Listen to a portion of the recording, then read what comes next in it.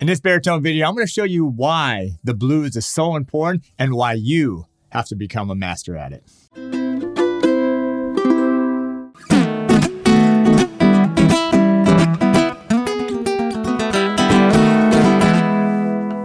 Hi, I'm Terry Carter and welcome to Ukelikethepros. I'm real excited. This is actually video 1 of 3. So make sure that you get this one down because the next 2 are going to build upon it. And then I have some really special announcements that we're going to be talking about in those next videos. But this one is going to talk about why the blues, especially here on this baritone, is so important and why you have to become a master at it because it's going to help you in all aspects of your playing. It doesn't matter if you just like doing some songs or soloing, maybe you're a songwriter playing with your ukulele group. This right here is going to make a difference and really help you out. All right? So we're going to talk about the blues. Why is it so important? Like, why is the blues so important? It's pretty simple. The blues is the basis, the foundation of rock and roll is the foundation of so many different styles of music. So actually, and we're going to be showing you a cool blues. You're going to have to understand the blues form. It's not as complicated as you think. I'm going to walk you through that. We're going to actually do some playing as well. But that blues, I mean, that was the foundation in the 50s when rock and roll was created by Elvis and Jerry Lee Lewis and Chuck Berry and Little Richard, Buddy Holly, Fats Domino. All they do is simply taking that blues form. Matter of fact, a little bit of what I was playing, they were just taking that form and they were making it more rock and roll. And so it's a sound that we're really comfortable hearing and because it's in so many styles of music. So once you understand this, you're going to start hearing the blues in all your favorite songs. Doesn't matter what style of music you're with, the blues has some kind of influence on it. All right, so that's what we're going to go over in this video.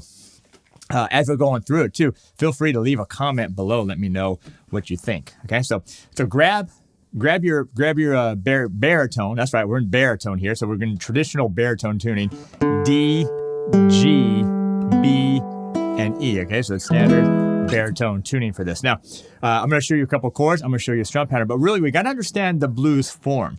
What's simple about it is it's 12 bars, 12-bar blues you might have heard about, and it's cyclical. And what does that mean? It means it just repeats over and over again. So if you're a blues guy, B.B. King, Muddy Waters, Freddie King, Albert King, C. Ray Vaughan, well, they just took these 12 bars and they repeat it over and over again. Chuck Berry as well. May seem boring, but sometimes when you confine yourself to those like 12 bars, that's when it opens up the possibilities of what you can do on the inside. That's where you show your emotions and show what you can do. So this video, I really want you to get the blues form down, really get a good grasp on it. This is not only going to help you understand the blues, help you understand rock and roll and all the music styles that come after it. I've told you about that, but it's going to help your ear, develop your sense of timing and counting and when you're going to switch chords. All right, so this is something you know. You've heard this before. I'm just going to bring it to your attention now. All right, so we got a couple chords here. Just your real simple E7 chord.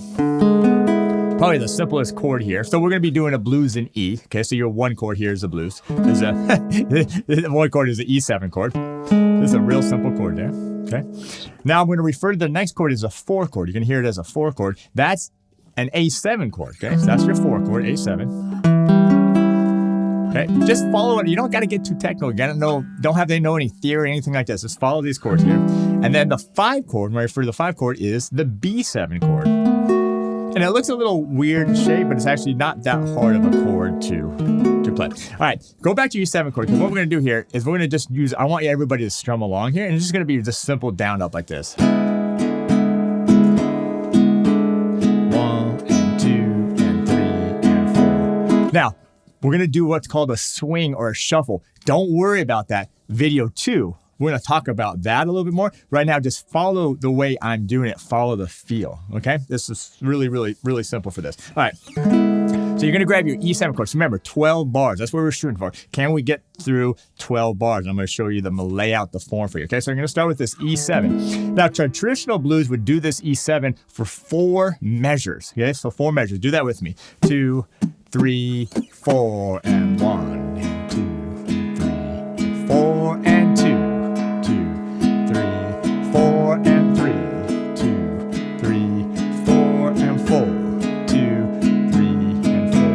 So that's traditional, okay?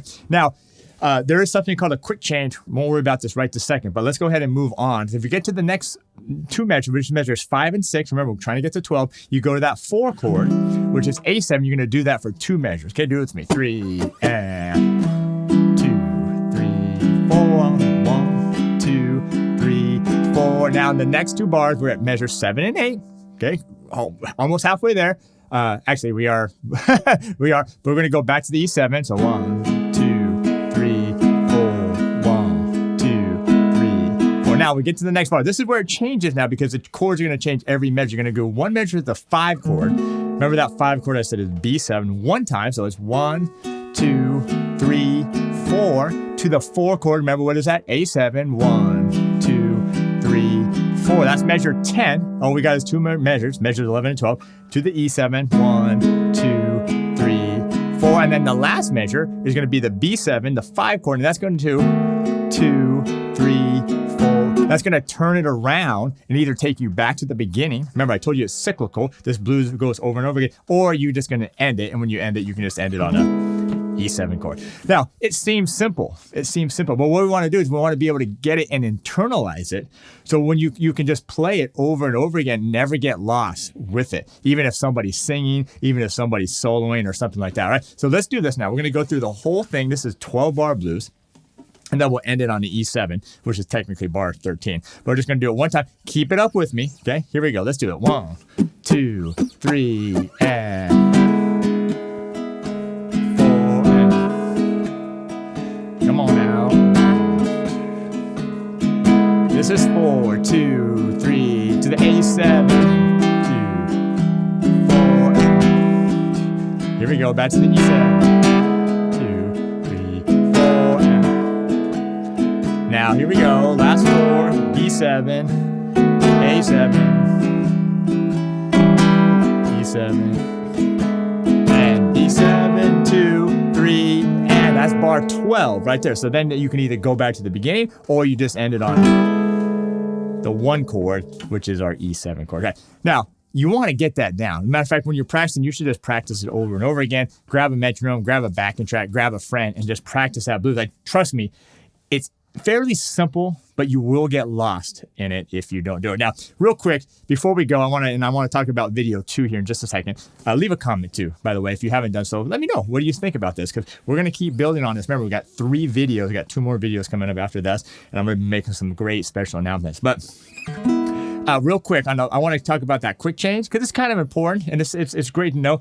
The quick change happens in the first 4 bars. It's when you go to the A7, remember the A7, the 4 chord, in measure 2, and then you go back to the E7 for measures 3 and 4. So the quick change, remember, it happens in the first 4 bars. It's going to sound like the 3, 4. So E7, 2, 3. Now right to the A7, measure 2, 2, 3, and back to the E7.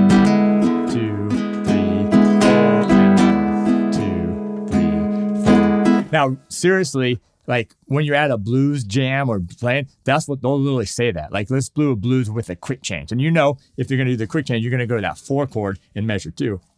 Excuse me. And if not, you're just going to stay on that 1 chord for 4 bars at the top. All right, get this down. This is really, really important. It may seem simple to some of you, and that's fine. It's cool. Get it down. Get that ear developed. Because again, this is going to be something that is going to, this is like used in so much music. So much music use it.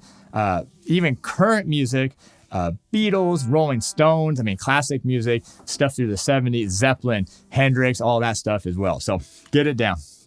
Now, in the next video, okay, this is really important. We're going to talk about the swing versus straight. And we just did that in the shuffle. Remember I told you a shuffle or a swing feel? 1, 2, 3, 4. Now, that's important to know, but we also got to understand the straight and why that was so important, especially to guys like Chuck Berry. So it's really, really important. So that's going to be in video 2. Make sure to stick around for that. And then we're going to also be, like I said, got some really great stuff coming up. So you definitely want to check out that video. So anyway, thanks for checking this out. Again, why is the blues so important? It's a foundation. It's the foundation of most of the music that we listen to. So really good to have this down. Get this down. I appreciate you being here. I appreciate the comments, and we'll see you in the next video.